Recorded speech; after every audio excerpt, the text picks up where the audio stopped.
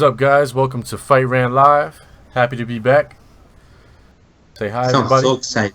What's up, What up, Fight guys? fans? This is GI. Welcome to Fight Rant in the house. This is Franklin, aka Potelu. All right, so we got some stuff to talk about today. First, we're gonna start with we have a little shout out we want to give out to the Fighting Arts Academy in Connecticut. Will be opening on April 2nd. That's Nick Newell's gym that will be opening soon on April 2nd. They will be opening up the doors from 11:30 a.m. to 2:30 p.m. Once again, that's the Fighting Arts Academy in Connecticut. If you guys want to check it out, that's located out in 16 Hamilton Street. That's in West Haven, Connecticut, 06516. Nick Newell's gym in Connecticut. Yeah, guys. Nick is was an awesome fighter. I'm sure he'll be an awesome trainer, and I know him personally. He's an awesome dude. So if you live in Connecticut, you want to get fit, you want to train MMA, anything like that, wrestling, go check out his gym, and you guys should be able to get trained really well over there because Nick is awesome.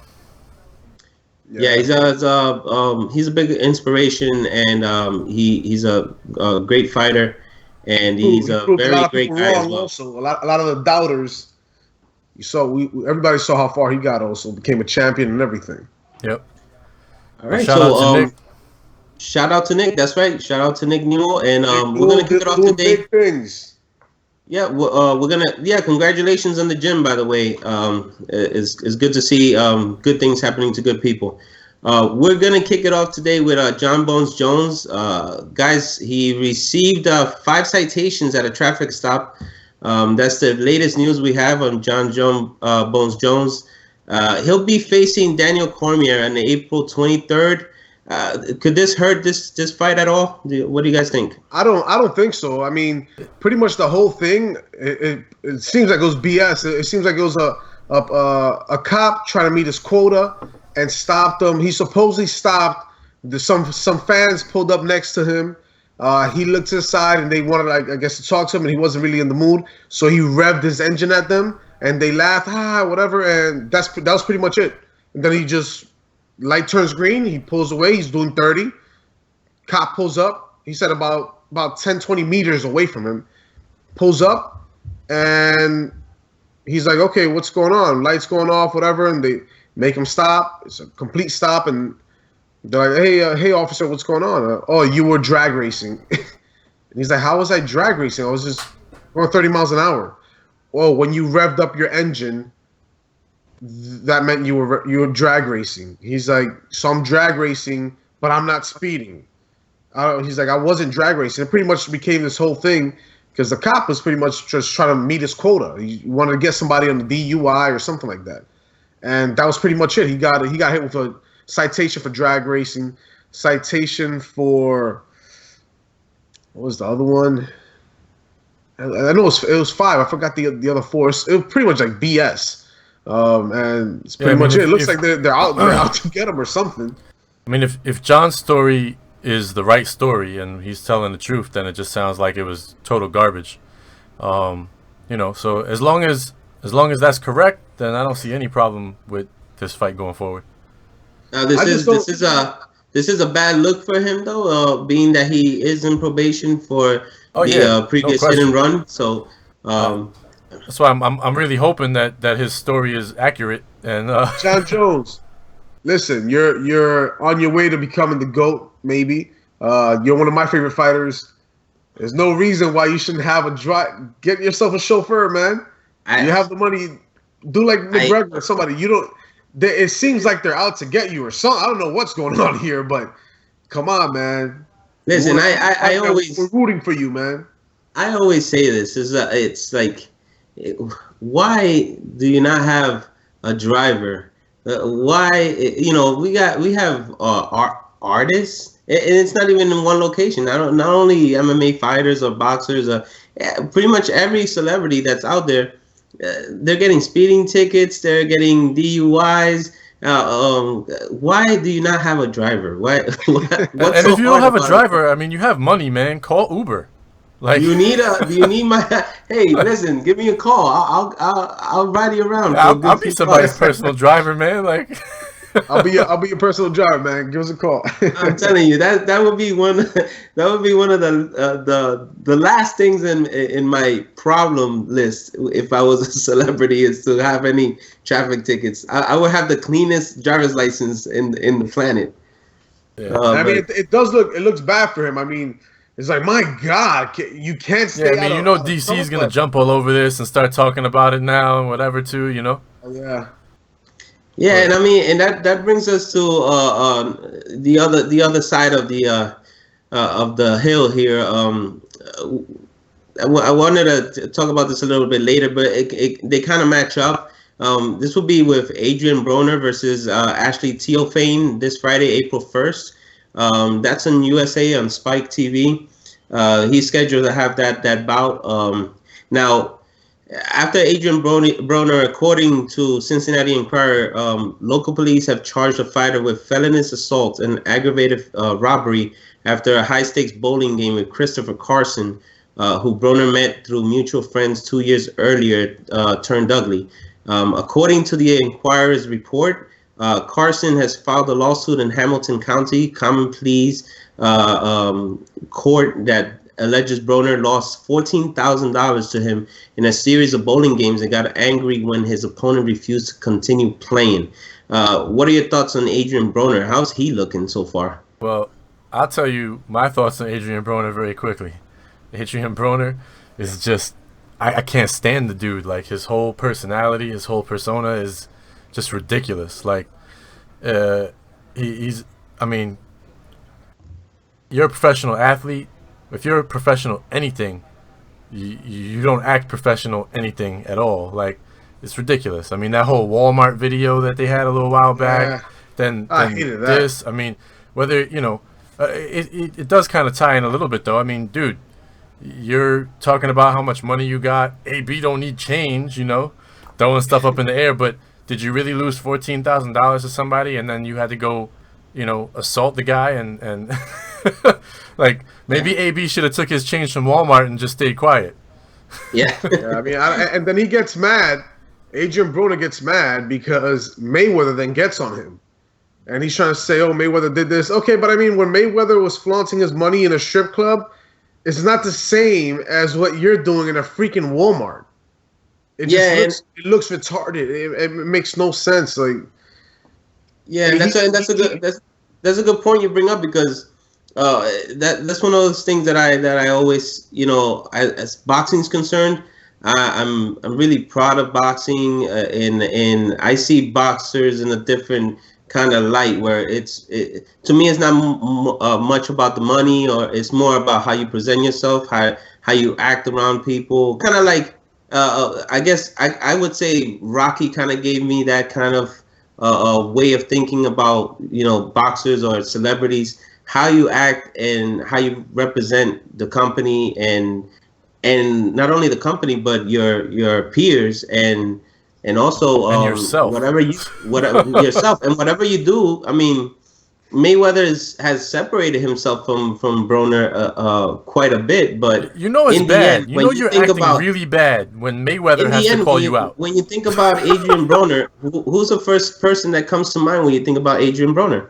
Yeah, that's because when he was undefeated, I guess Mayweather had high hopes for him. But what you can see in his boxing, he doesn't have the dedication that Mayweather had with boxing. He doesn't. Adrian Broner does not have it, and then he's trying to put himself kind of in that pedestal. He doesn't have the brains that Mayweather has either when it comes to boxing. He's not that. He's just not that good. He's not that good. Every time I watch his fights, I'm looking at him, and I call him the poor man's Mayweather. That's kind of.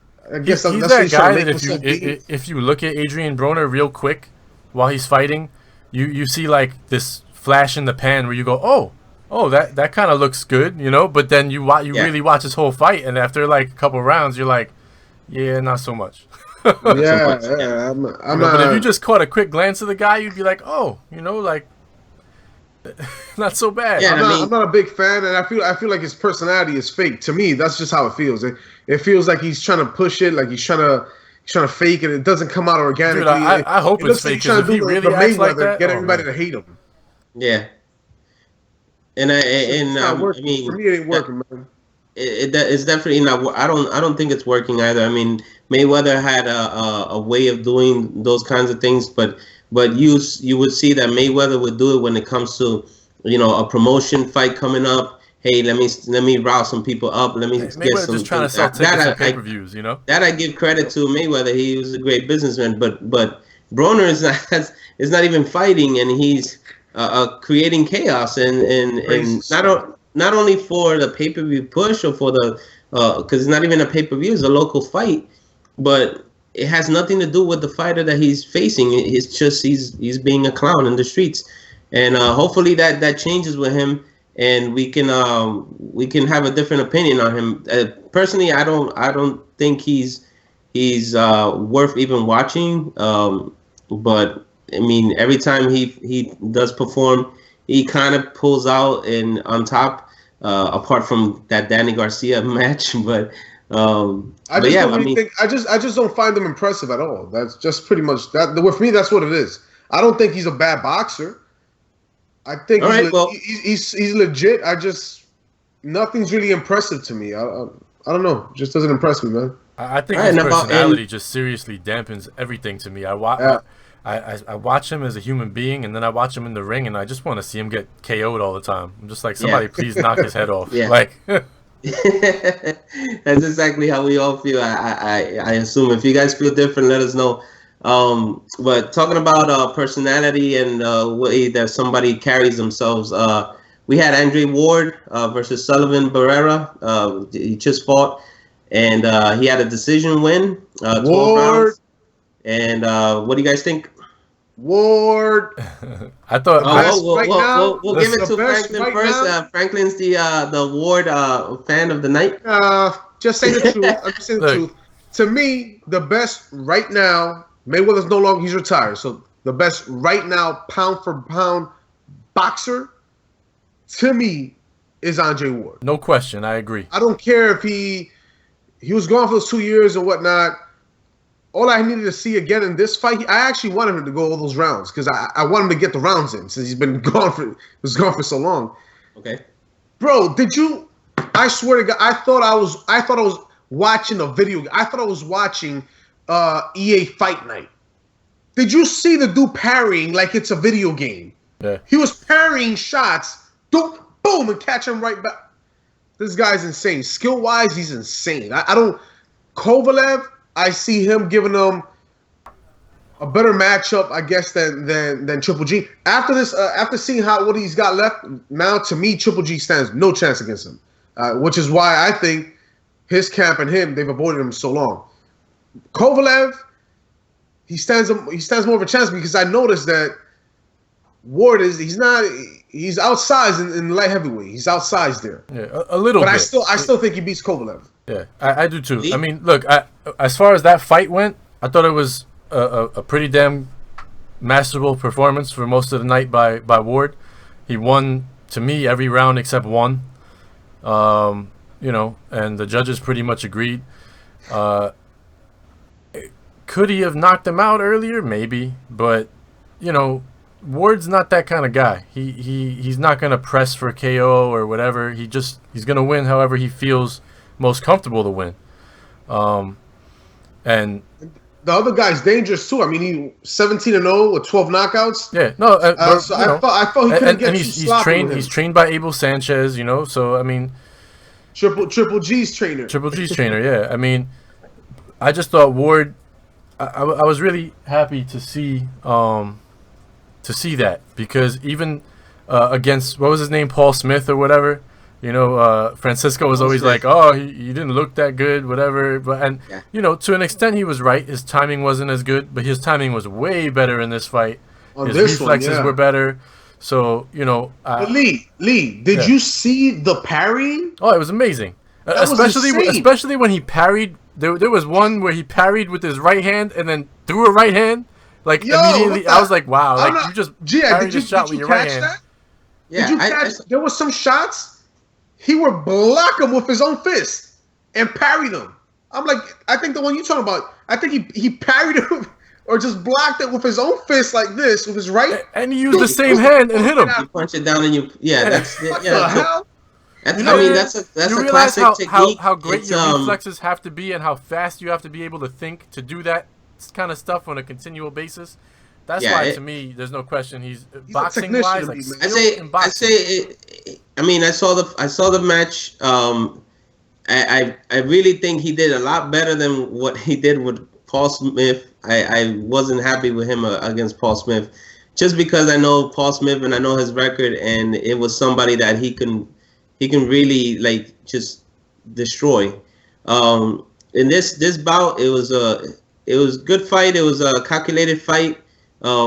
He kind of reminded me of Whitaker a little bit. His style, the way he was using his shoulder. Somebody was trying to tell me more like Mayweather, but no, it was more like a Whitaker kind of style, like a come get it kind of trap. I'll give you that. It's more. It looks like a hybrid between Sweet Pea and Mayweather to me. Yeah, I like that a lot. He looked good. I noticed towards the middle he was losing his energy a bit. I think he needs to work on that a lot. Especially in this weight division. He picked it up towards the end though. He looked a little bit slower in the middle rounds, not reflex wise, just throwing and things like that. But you could tell he got a second win, and then he was fine for the rest of the way. But I mean, that's why I liked it that he didn't finish, because he knocked the dude down. I liked that he didn't finish the dude that fast or anything like that, and then went all the rounds. I wanted him to get all those rounds in. I wanted to see how he looked. Yeah, I think it was good for him, honestly, to get all the rounds in. Whether he intended to or not, it's going to turn out in his favor that he did. I mean, his power looks like he's never been a power puncher, but he's had pop in his shots. Yeah, like it looks like it's translating pretty good. I mean, he's a guy that gets knockouts on accumulation of punches. He doesn't really one punch KO people, you know. But he's not a soft puncher. He has a pop in his punch. He's got nice crisp shots. They're just not like punch. The only thing that I didn't like, apart from from his stamina, which kind of worried me, except for when he came back on his second win and he looked really good right after, was how he was the punches that were coming in for Barrera were the same punches, and they were after round for round they were noticeable. And that's what Barrera was able to get those punches in. I think it was with his left hooks that he was getting in. That I think he would need to work on a little bit if he's in the end trying to get that Kovalev Crusher fight, because Crusher has a really good left hook, and if he can get that punch in, and the way that Barrera got it, maybe once or twice, I think he got it in solid. It's a different kind of punch coming from a boxer like Sergey. And to say the truth, personally, to me, this is just my view on it. Kovalev's only chance, to me, is catching him with a shot, getting lucky and just clipping him with something, and fight's over. Yeah, but skills wise, I can't see him hanging with Ward. It's a thing with that. It's very, the problem with that is that it's very possible, because you see Andre Ward, he's not moving around a lot. He's trying to, but he does. He did it in the last fight. But there's been plenty of fights where he bounces and moves around the whole. Like, you never know what you're gonna get. He switches it up. But if that's what he's trying to, because remember, when you're trying to get those warm up fights, you're trying to test the waters to see what style is better for you, and especially in that weight class. And if he's trying to use that technique that he was using against Barrera, I don't think it's a good idea, because you're fighting somebody that has crazy power in his punches. I mean, the guy killed someone in a ring to begin with, and he's a brawler. He's kind of a brawler. He has some boxing technique, not as much as Andre Ward, but he compensates with the power and and how he can take hits too. That's why I think this fight will be very interesting when it happens, because both of these guys have rock solid chins. Neither one of them's really ever been hurt in the ring, and it's always a classic matchup of boxer versus puncher. To see what comes out on top. Kovalev's I don't really think he's like a slouch or anything like that. I mean, but only thing working in his favor, man, versus Ward is being bigger and having more power with his punch. I mean, look at it from another perspective, though. Like, I do think so too. I think he has to knock him out. He'll never beat him in a boxing match. Like, he's gonna have to knock him out if Ward controls the tempo and whatever. But I mean, if he knocks him out, he beat him in a boxing match. but you know what I meant. Like that he can't technically. You can't be technical with him and try to outbox him for 12 rounds. It's not gonna happen. But you can look at that from a lot of perspectives, though. It's like they look at Sugar Ray Leonard and Marvin Hagler. Did everybody say Hagler had no chance? I mean, Sugar Ray Leonard was clearly the more polished boxer by far. But Hagler was a better. No, I can't. Hagler was a lot better boxer than Kovalev is. Like technically wise. Sure, he just wasn't that fast. Sure, you know what I'm saying. But was good. While Andre Ward is great, to me, Sugar Ray Leonard was a much better boxer than Andre Ward, even though, So I'm trying to just prime Sugar Ray Leonard. Yep. Yeah, so like, the puncher always has a chance. But it depends on how good that defense is and how slick the boxer is. If that, it's Mayweather's the prime example. If you can't catch, you can't hit what you can't see. So I see that fight going the 12 rounds, and Ward wins via decision 8-4. That's something kind of like how I see it. I think I see it the same way. Kovalev will get some rounds in, but I wouldn't be surprised if Ward actually frustrates him, and Kovalev actually tires out because he can't do anything, and Ward catches you for Cris 1 or 1-2, and he can drop you. So that wouldn't surprise me either. But I see 12 rounds, 8-4 Ward. I see Crusher getting that fight, that win. I think by what he was watching, because he was there, he's probably thinking I'm gonna try to outwork him, get him tired, work his stamina, and then I'm gonna go for the knockout. And I think he's gonna try to go for the knockout. It's not gonna be on Crusher's side. It's not gonna be a decision fight. It's gonna and it's probably, if it's gonna happen, it's gonna happen around the 8th or the 9th round. You think that Kovalev is gonna try to play the stamina game on Ward? Yeah. I mean, I would. I mean, he's coming up. I don't think that Kovalev has better. I mean, he can, but in order to do that, it's gonna have to be a whole lot of body shots in the early rounds. He's gonna have to only target the body, don't head. And he does that a lot. He does the body shots a lot, just like Triple G. Which is something that I like about him, because a lot of boxers, for some reason, don't do the body work, and I can't stand that. It's like, one of the most important things to do is the body work. It's just like watch every fight that happens with Floyd Mayweather. Everybody's trying to take out his head. Nobody's trying to work the body. It's like, the guy's fast. What are you doing? The body's a lot easier target to hit, man. It's not, but that's your main target when you're going against somebody that has speed. Somebody that's faster than you and has more, boxing skill and good defense. You want to take the body out slowly.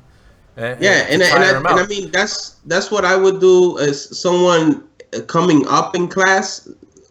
That they're probably working on their stamina, so you're gonna want to test that. And you're gonna want to try and use that to your advantage. So that's how I see the fight. For the record, if Ward versus Triple G ever happens, and Triple G finally fights him, I see it 10-2, Ward. You're very and nice. That one really wouldn't surprise me if Ward knocks him out in the later rounds. I see Triple G. No, I see him having no chance. I see a knockout in the 6th round, Triple G. You crazy. This guy thinks Triple G is gonna knock out Ward before Kovalev. Yes, he will. Oh my god. He's gonna destroy him. Next topic. All right. So, no. Before we move on, GI, Kovalev versus Triple G. Who takes it? Triple G. Holy snap! He's a better boxer. Well, hold on. At what weight class are they fighting? They'd have to fight like 170. 168. 168? They can do that. Well, 168 would be kind of cool. I'd like to watch it. Yeah. I mean, he can do it. Triple G can do So- whichever. Triple G is freaking. He walks in like fight night, like around the 180s, look, bro. if they fought at 168, I could understand how GI might think that Triple G might have a bit of a chance there. If they fought at 175, he has no chance against Kovalev. No. I mean, no. Zero. He's not going to go up to 175. if they fought 172 to 175, he stands no chance. No. It has to be 168. Yeah. I mean, 168. let me stop lying. 168, he stands no chance. Yeah, I don't think he has much of a stands no chance either, but I mean, I give him a better chance at 168 than I do at 175. 175, no. But in sort of a sweet and sour kind of bout, we're gonna go into Nick Blackwell versus Chris Eubanks Jr. This was a great match. I think we just reviewed it earlier with Lee. Chris Eubanks won the title and took it away from Nick, and that was a great performance by Chris, and ended up putting Blackwell in the hospital. He is currently in a coma. One of the Blackwell's family released a statement via BBC 5 Live Sport, and they stated that they would like to thank the public for their many messages of support for Nick. They are much appreciated. No official statements have been made either by ourselves or the hospital.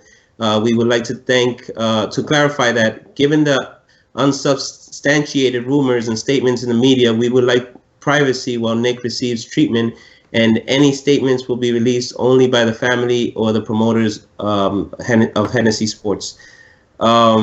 Lee, you're freshly off of reviewing that fight. What do you think? I mean, watching that fight, I think a lot of things, honestly. Like, Blackwell was fighting back, like, this is hard for me to touch on because he was fighting back, and there were times where he was actually rallying, and, but that knot that he wound up with, and just, as a referee, at a certain point, I think you have to stop that fight earlier than, and also, the doctors got to look at that more. And again, this comes back to something me and Franklin touch on a lot, which is you got these giant gloves in boxing, man, and you take these repeated hits over and over and over again. And that is, the more tests that come out for this kind of stuff, it ends up showing you that, boxers generally have a much higher rate of brain problems, and it's due to those repeated hits over and over and over again. And then you got the standing 8 count, like 3 knockdown rules. Boxing started with kind of very close to what MMA gloves are, but they were 5-ounce gloves. But they didn't have the actual exposed fingers. It makes more sense, man. You're fighting. When your lights go out, they go out. Instead of putting a 12-ounce, 14, 16-ounce glove, cushioning these blows so that your lights never go out, but you just take repeated concussions. And then you get knocked down, or sometimes they just give you a standing 10 count because they see you're concussed as heck. And as long as you go like this, they stick you back in there, repeated concussions on top of concussions. Like, I think they should go back to those 5-ounce gloves, and if somebody goes down, they gotta change something up. Stop that 10 count. Let them be able to just go over the guy and just keep wailing, boom, to the ref. Or at the very least, look, jumps in and stops it. Like, that's a drastic change for boxing if they did that. So I don't think they'll do it. Yeah. To get something what do you think should happen? I'd like to eventually see them. That to me, that should literally just not be there. Yeah, look, I mean, I agree with you for the safety factor, but I think to start the change in boxing, right now, I think 12-ounce gloves is the most common ones, right? Yeah. At this point. So they should drop to like 8-ounce gloves right now, just to start. Yeah, that's what I was thinking. I was thinking 8-ounce gloves would be Drop the. to 8-ounce gloves. Okay, they're going to 8-ounce. Why not just go to 5? Well, that's what boxing started because with. remember, boxing is all fist work, and you know, you're trying to be safe with the fighters, but you're also trying to extend their careers a little bit. Here's the other factor too. I mean, you break your knuckles. Let's just say this was 5 years ago, or 6 years ago, or whatever it was, and you dropped to 5-ounce gloves instantaneously. Is Floyd Mayweather still undefeated today with that shot he took from Shane Mosley in the second round? Or is he out cold in that second round, never getting up? You're changing boxing, like, in a big way, because the guys going back to what it was. Yeah, I mean, I like it. I'm down with that. I think even Ali, like in Ali's era, I believe they had, what was it, 8-ounce gloves? I know they were smaller. They use 8-ounce gloves a lot. 8 ounces. So why? That's why I think 8 is not bad. You know, you can go back to 8 without too much trouble. It doesn't take away all of the aspect of the speed fighters game still. Mm-hmm. And I think if you go down instead of a standing 8 count, somebody goes down, I don't think they're gonna let you drop on top of a guy and start beating him in boxing. So give the guy a 5 count. If he can't get up by 5, the fight's over. Because that means he's too buzzed, fight's done. You got to get right back up. In MMA, you see the guys go down all the time. They jump right back up to their feet if they're okay, instantly. So, you know, I think you can do that. I don't think they should be allowed to, like, kind of like ground and pound, because I guess it is boxing. Yeah, it's boxing. It doesn't make sense. I guess, like, you see when you stand over them and just no ground and pound, but just stand and kind of just keep going until the ref eventually just stops it. I just think because the ref's gonna stop it after like 1 or 2 blows. They're not gonna just keep you. You're probably right. I mean, that could work, but it would change. That changes like the culture of boxing a lot. You know. Yeah, in boxing, it's like. It wouldn't work out. I mean, it would be for the best. You see how with the Blackwell match, when he was getting attacked by Chris Eubanks, where he was just keeping his arms up but wasn't defending himself as far as fighting back, moving, dodging. You know, he wasn't doing anything. He was just staying in the corner, like, you know, fetal position almost, as you would say. That's something where, you need to stop it now. You're not doing anything. That's another thing that those big gloves give you the ability to do. You can go like this, and they're so big, you literally damn near cover everything. Yeah. If there were smaller gloves, like around the 5, especially the 5-ounce gloves, close to what boxing used to be back then. You said something good. You said Mayweather he would have been undefeated. Oh well, I mean, all that really means is that you have to get even better with your fists when you can't just hide between big pillows. Yeah.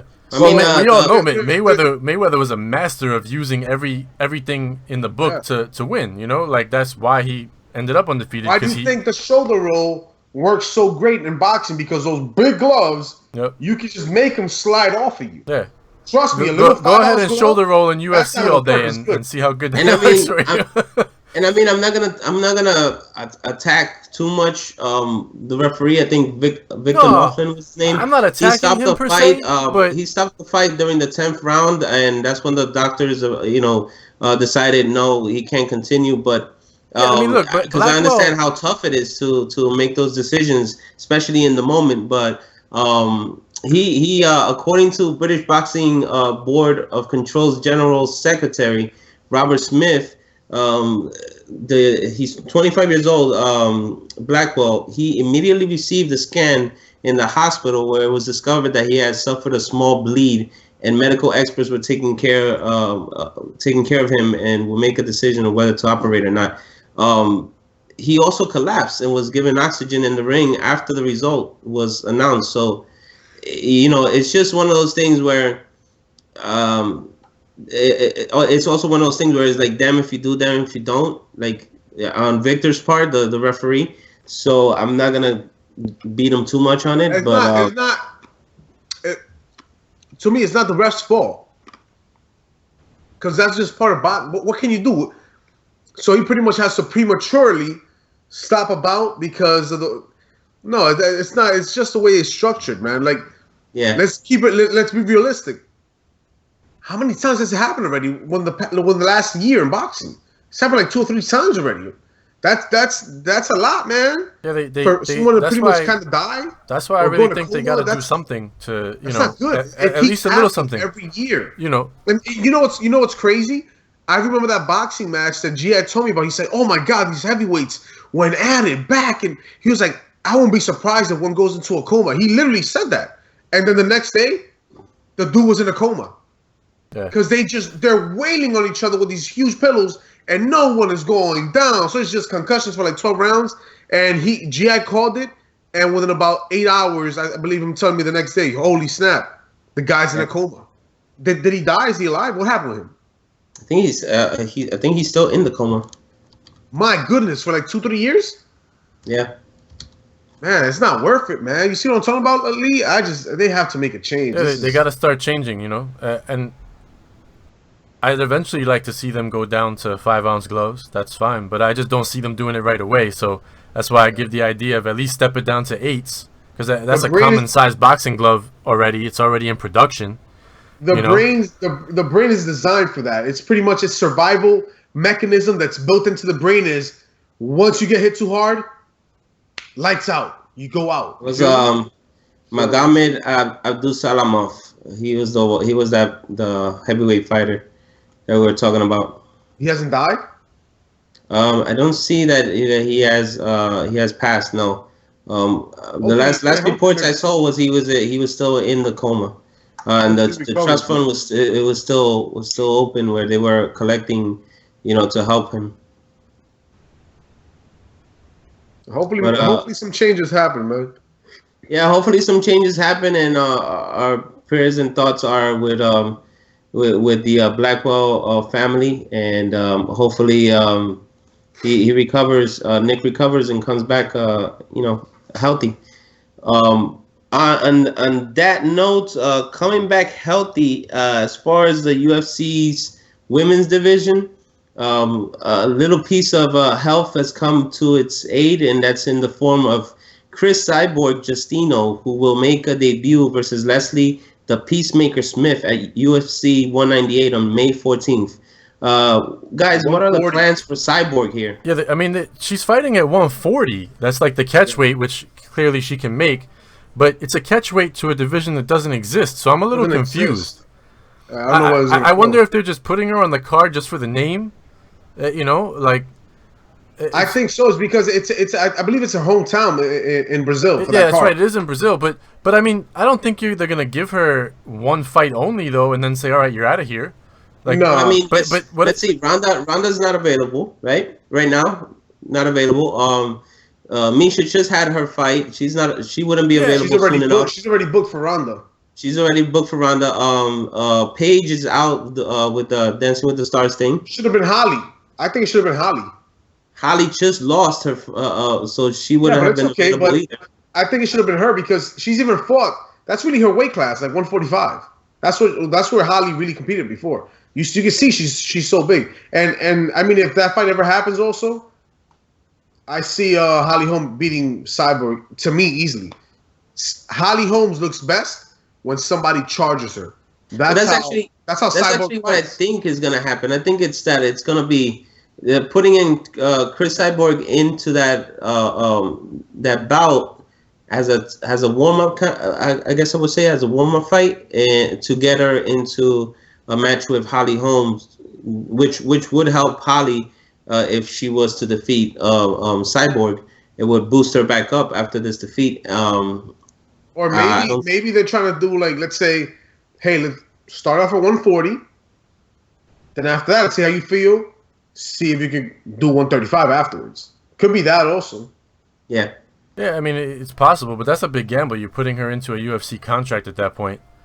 No, she's been signed to UFC. She's been signed to Zuffa.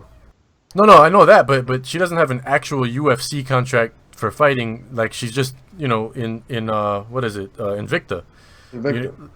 Usually when take somebody, she's been signed to the UFC, and the UFC just lets her fight in Invicta. Okay, all right. She's been signed. But I don't know. She can never make 135. Yeah, what is it? About 3 years already? Trying to just why she can make it.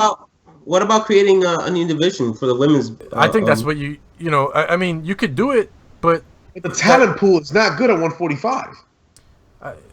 Well, who can come up to 145? At one point in time, the talent pool wasn't great at a lot of divisions, but you know, you got to start it somewhere. 145 is pretty shallow. If that happens, I mean, maybe they're there and she becomes champion. I mean, maybe there are fighters out there that maybe Dana and they're looking into that look really good and are good prospects, but unfortunately they can't keep the weight off, and maybe that's their plan. Who knows? I mean, let's see. I know Gina Carano. I don't think she's making a comeback. I think Cyborg will win this fight easy. That she's gonna have. You know, Leslie Smith is. She's not she's not gonna be Cyborg. She's a scrapper. She is, but that's what she is. She's not a technical, like, you know what I mean. I see her. I'm not gonna lie though. I see her getting mollywopped, just completely manhandled and just flung around and destroyed. You know, I mean, she's a good scrapper, but that's not the type of fighter you need to beat Cyborg. You know, like. Yo, I'm telling you right now, Cyborg's kryptonite is Holly Holm. Put against Holly Nunes. Holm would tear her a new one, bro. Put her in against Nunes. Well, Nunes legit. I think Nunes done 145 also. Mm-hmm. But I still think Cyborg probably takes her. You know why? Because Nunes fights very similar to what Cyborg likes to fight. She's kind of aggressive, and Cyborg is just so much bigger and stronger. Yeah, but you against really need Holly technical Holm, fighters. She won't be bigger. She won't be stronger. Holly Holm is a big girl. All right. Yeah. Can you see in any way that Cyborg can beat Holly? To you personally, you know what? I can. I don't think it would happen, but I can see it. The way I see it happening is not from outside striking. She has to get inside and catch her with the Muay Thai clinch and beat on her. Because I don't think Holly's gonna be able to withstand that. Like if she can hold her there, and she's gonna. Oh no, she'll definitely be the hardest hitter that she's ever faced. Yeah, and I think she's finally gonna meet somebody that's got her kind of strength. Because a big advantage Holly has over most of the girls is that she's stronger than them. Literally, she's stronger than them. The way she grabbed Misha and tossed her over to the other side of the ring. Yeah. It was ridiculous. I would think that those two women are at least equally strong. So I can't see her manhandling. I think Cyborg would be slightly stronger. She might be. And that's what I mean. Like if Cyborg can get her in a Muay Thai clinch often and beat on her in that clinch, she's got a shot. But if she wants to stay outside, Cyborg doesn't really go for submission. If she takes you down, it'll pretty much be to kind of ground and pound you. And you know what? And freaking, you know what though? And Holly's I think she could ground and pound her though. I mean, Misha ground and pounded her for the better part of the second round. Yeah. If Misha can do it. Yeah, but Misha has a good takedown. No, I know. I'm not saying that. I'm just saying that if she happens to get her on the ground, I think Cyborg can finish the fight ground and pounding her without a problem. If she gets her on the ground, I'm not saying she can. All I see is Cyborg coming in, trying to freaking charge her. Oh my God! The same thing that happened to Ronda doesn't happen to her. She'll get destroyed if she does that. Oh my God! Her footwork is crazy. She'll be running around the freaking ring, bro. You'll see Cyborg just chasing her and pop, and then a freaking high kick, and then pop, and then a little oblique kick. Ah man, I don't see it. I don't see it ending good for her at all, man. I don't either. I do see a scenario which she could win, but I don't think that scenario would play out because Cyborg has fought the same way for so long. And that particular way that she fights is probably not going to be able to beat Holly. She would have to adjust her game plan. Well, here's a thought. How about Cris Cyborg gets in there against Leslie? Huge upset. Oh my God, what just happened? How bad is this for Cyborg if it happens? Then she'll never fight in UFC again. She'll never fight. She'll be stuck in Invicta forever. It's a wrap. If that happens, GI, it's a wrap. I don't even. That's it. Any money that she could have made. Because the key is, I can't see her. If you're talking about creating a whole new weight class because Cyborg is that much of a draw, she can't be losing her UFC debut to Leslie Smith. They'll be like, this is too much trouble. You have to be the headliner, yeah. Yeah. And for this. The chick is tough, though. I mean, that chick she's fighting is tough. Yeah. You imagine that happens? It would be hilarious. That would be amazing. I'm not a big Cyborg fan, so I wouldn't mind it happening, but God. You know, I think they drop her whole contract. I think they drop it, bro. Then she'd really be signed by Invicta. Well, we'll just have to wait and see. On May 14th, it's gonna be UFC 198. I'm not a big Cyborg fan, but I'm glad she's fighting on a UFC card. I think it's kind of cool. You know, it should attract some more viewers that have been hoping to see her in UFC for a long time. So yeah, you know, I get why she's on the card. But I think it was a good deal. I mean, it like you said, it's something that the fans have been asking for, especially a Cyborg versus Ronda. But nobody wanted to see her fight Leslie all the Smith, time. though. So you know, hopefully that comes to fruition. If my unlucky prediction doesn't happen, you know. So, but now we're gonna step over to April 9th, which is right around the corner. Actually, we have Showtime versus HBO. I would say Showtime and Skybox versus HBO pay-per-view. And the HBO pay-per-view, we have Pacquiao versus Timothy Bradley. Manny Pacquiao versus Timothy Bradley. On the card, we have some good fights. Arthur Abraham and Gilberto Ramirez. Oscar Valdez and Evgeny Gradovich. That's on HBO. The same night, we have Anthony Joshua versus Charles Prince Martin. Lee Selby versus Eric Hunter. Matthew Macklin versus Brian Rose. And George Groves versus David Brothy. What do you guys think as far as HBO versus Skybox Showtime? Which one has the best card right now? I think Showtime has the better card, and it's not on pay-per-view. I'm not looking forward to that Bradley Pac first fight. Pacquiao completely, to me, dismantled him. One of the biggest freaking fake upset, because it wasn't even a real upset. That thing was freaking rigged. There's no way Bradley won that fight. Second fight, Pacquiao beats him even freaking worse. What the hell? We see the third? I don't even care. I don't understand it. I'm gonna watch it. I'm not really looking forward to it. Joshua, I'm looking forward to see him knock out Martin. He doesn't make it past the second round, not to me. I can't wait for that. Now, touching Pacquiao and Bradley, how much do you think this whole controversy with not controversy, this whole deal with Manny Pacquiao and his statement, how bad do you think it is going to affect the This card was going to do bad? To me, this card was going to do bad. It's going to do even worse. We'll see. In regards to like the pay-per-view buys, I see this thing doing like 150,000 buys or something like that. I don't see it. I see it's doing like Mighty Mouse numbers. Yeah, 150K maybe. You know, it's not going to be a big pay-per-view. You know. Yeah. Do you think that's because of the card or because of what happened with Manny Pacquiao? Both. I think nobody's excited to see a third fight. Everybody knows that Pacquiao is better than Bradley. It's, you know, not that Bradley is a bad fighter, but Pacquiao is better than him. That's just the truth. I mean, we saw it twice already, regardless of what happened the first time. You know, and look. I think without the controversy, I think it would have done like 250,000, 300,000. But now that he did that. Listen, that first fight decision was so bad. He's leaving boxing like in a bad way. This is the freaking downfall, bro. Yeah, I mean, look, that first fight between Bradley and Pacquiao, I actually won money because Bradley won the fight, and I felt like it was dirty. Like, that's how bad. I was like, damn. You couldn't sleep that night? I'm like, I feel like this is like wrong. Were you in the like, shower I shouldn't like even this? get this money. I mean. Like, that's how bad the decision was. I was like, the shower with Dial antibacterial soap. Yeah. I mean, it was crazy, man. But I mean, look, will I watch it? Sure, but do I expect anything other than Pacquiao beating up on Bradley and winning? No.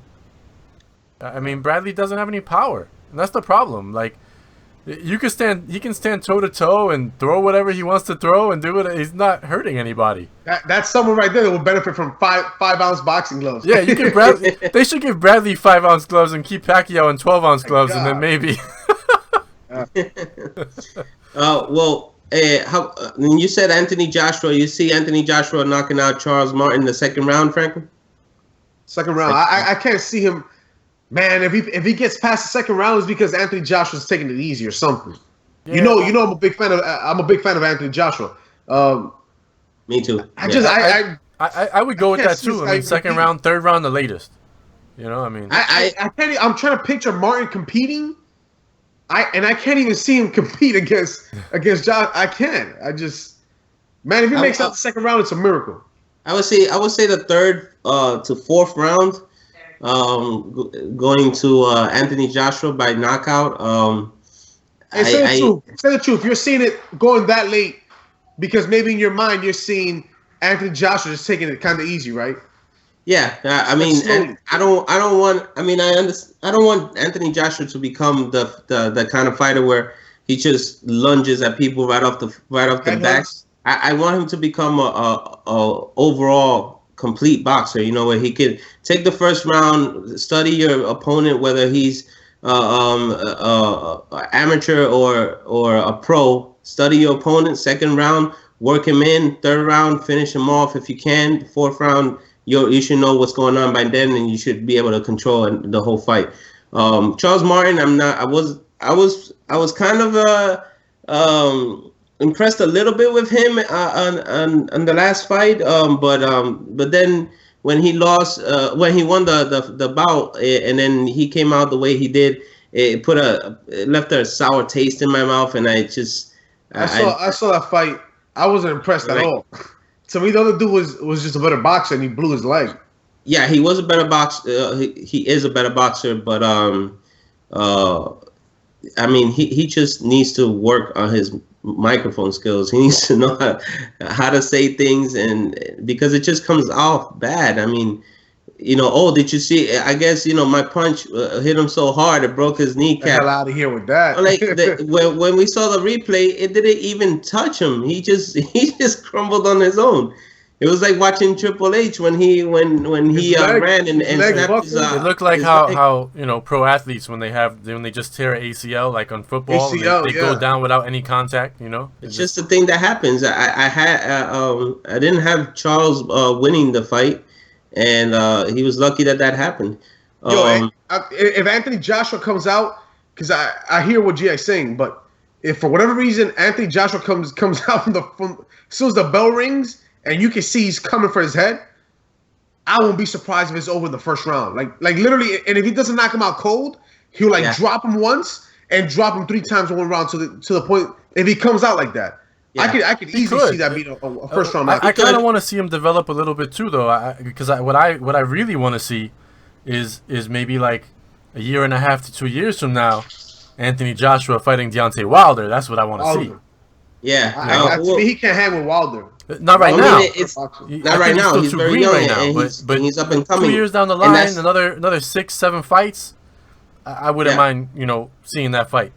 Damn, and that's the reason why I say that, because especially for the heavyweight division, which it was hurting really badly. It was pretty much in a coma, and now it's slowly creeping back up. You know, Anthony Joshua is possibly one of those fighters that can become, you know, a legend if he does it the right way.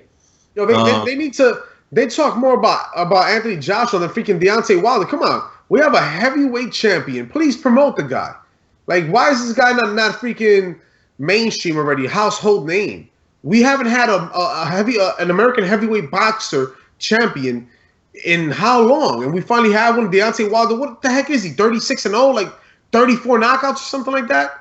Why, yo, promote the guy, man? Like, I don't get this. Why do they not try to build stars anymore in boxing? Like, yo, make him a household name. Show him knocking these people out. Do something. Like, because it's true. I mean, the heavyweight division is on its way up, but these guys are still they're not really getting any promotion or anything, man. Promotion. Yeah. Yo, have you seen? I haven't seen an interview of Deontay Wilder in ESPN or anything. I mean, have you? That would have to go out to the promoters. I mean, they need to work some magic out there. But what the heck? Don King was a piece of shit. But goddamn it, at least he promoted his fighters, man. You got to promote his fighters, He did it all to make his money and steal from them, but at least he promoted them. Everybody knew who they were. It's like I don't. He was the best promotional pimp in history. Yeah, that's what I call him, a promotional pimp. He was the best out there. Looking at the rest of the card, I mean, I know most of the fighters here. Lee Selby versus Eric Hunter. I'm looking at Lee Selby winning this match. Matthew Macklin versus Brian Rose. That could be a close one, but Macklin might get this by decision. George Groves versus David Brophy. That's that I'm not sure about. I would stick with Grove though on that match. That's on the Showtime Skybox undercard. On the HBO on the Arthur Abraham versus Gilberto Ramirez. That's gonna be a good match, but Arthur Abraham could easily get this by the 6th or 7th round. I think Abraham wins that.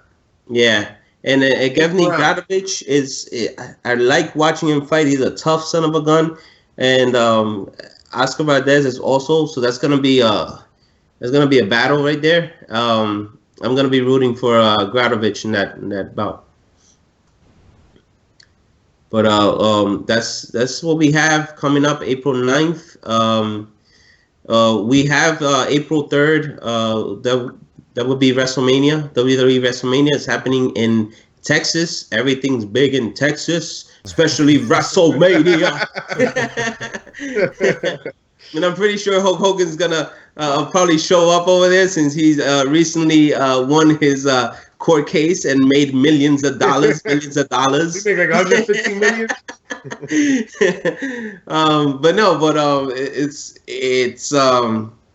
It's one of the WrestleManias that I've seen in a while that's kind of interesting to me in the sense that business-wise, is it going to work out because they have so many of the superstars that really move the company out of commission right now. John Cena's out. Nikki Bella is out. We have one of the Wyatts just got hurt as well. He's out. He's out of the fight. So they created a Divas Triple Threat match, which looks interesting. That's a nice startup. We have some tag team matches. The Dudley Boys versus the Usos. Vincent Kennedy McMahon has got his son Shane O'Mac back in action. He's going to be facing The Undertaker in a Hell in a Cell match. So somebody's going to get tossed off of that cell. Somebody's going to go through a table. When it comes to Shane McMahon and The Undertaker, that's like watching Mick Foley and The Undertaker perform. Shane is crazy son of a bitch, and I don't think he's gonna hold back at all. He's gonna take all the risk he can just to make sure the company gets gives out a good performance to the fans. Then they put Brock Lesnar with Dean Ambrose. Dean Ambrose and Brock Lesnar in a street fight, I think, was a safe and smart bet because those two can pretty much do whatever they want to in a street fight. And Brock Lesnar, he's clumsy enough to get cut up when he's having a regular match. Imagine when he's having a street fight, he's gonna get cut up just by a fingernail. Then we have the title is going Triple H versus Roman Reigns, which they have worked perfectly. I think the with all the stuff that's going on with all the superstars getting hurt, I think they've noticed that maybe it's time to push the envelope a little bit and try to step off of the PG just a little bit, and they're giving you that Attitude Era kind of taste. It's not going to be full because it's still a PG company, but I've noticed that it's really. I mean, look at the setups. Hell in a Cell match, a street fight, Roman Reigns, Triple H. At the last few Monday Night Raws, Roman Reigns got beat down by Triple H. He even ended up breaking his nose. Had to get some work done on his nose, and Roman Reigns comes back, takes care of Triple H, beats him senseless, puts him through 2 tables, and takes him out to the back, beats the daylights out of him through there, hits him with a TV screen, and then they have, to top it off, they're going to have The Rock making an appearance. Exactly what he's going to do, I'm not sure. But hey, anything with The Rock in it is good for business. So that's what's going to happen at WrestleMania. Rock is cooking. You better smell what The Rock is cooking. I mean, yeah, that's the go-to guy whenever things are going bad. Sting, I think what was really meant to happen this WrestleMania was Sting versus The Undertaker, and unfortunately, Undertaker versus Seth Rollins, not Undertaker, Sting versus Seth Rollins, that ended up pretty ugly, where it put Sting out of commission and actually got him a retirement and an early Hall of Fame induction. So it sucks because personally, I've been waiting for Sting to show up in WWE for a long time. It sucks that it had to happen this way, and the first few matches he has, he ends up pretty much breaking his neck. But Shane McMahon is a good replacement for Sting, I think. So that's everything we have for today, guys. Again, we like to invite everyone April 2nd, Fighting Arts Academy in Connecticut. That's located in 16 Hamilton Street. That's on West Haven, Connecticut. 06516 is a zip code. It's going to be Nick Newell's grand opening of his gym. It will be opening up his doors from 11:30 a.m. to 2:30 p.m. We have Lee, we have Franklin Potelu, we have me, G.I. in the house. Guys, anything you guys want to add? Yeah, before we go, I just want to say I can't stress enough, how good of a guy Nick is. And, if you live in Connecticut, anywhere near where that gym is, and you're interested in learning MMA, wrestling, just getting fit, I mean, he's doing it all over there. Also, I believe he's doing kids stuff too, where kids can, come in and have classes and everything. So if you want your kids to learn, you're in Connecticut, you will not find a better guy to support than Nick Newell. So, if you're not a cheater and you want your wife to learn some self-defense, go ahead and send her over to Nick Newell's gym. There you go. If you're a cheater, think it over. But another thing, since we're here and we're about to finish this off, I'd like to also take a moment to let everybody know about Connor's Cure, and it's something that WWE always promotes and sponsors. Connor was a little man that passed away from cancer, and WWE has taken its reins and power and used it in a positive way. If you guys go to Connor's Cure, you can look them up on Google. I'm not sure exactly of the website. It's just something that comes up in my head just now. You can buy a bracelet that will support their cure or fight for cancer and taking care of these kids that have cancer, which is a horrible thing and I don't think should exist. Big kudos to the WWE for doing that. That's one of the reasons why I still support and watch the WWE. All right, guys, subscribe, follow us. We try to get the comments and questions that you guys ask us. We try to get them into our podcast here. Just keep leaving questions. We'll be more than happy to add them to our podcast. Any subjects, anything that you guys want us to touch base on. Like and subscribe here on YouTube. Follow us on Facebook also and on Twitter. And thanks. All right. All right, take it easy, guys. fellas. Until next time. Take it easy. Have a good day. Don't forget to comment, like, subscribe. Let us know what you think, and give us more notes. All right. Peace. Go Andre Ward.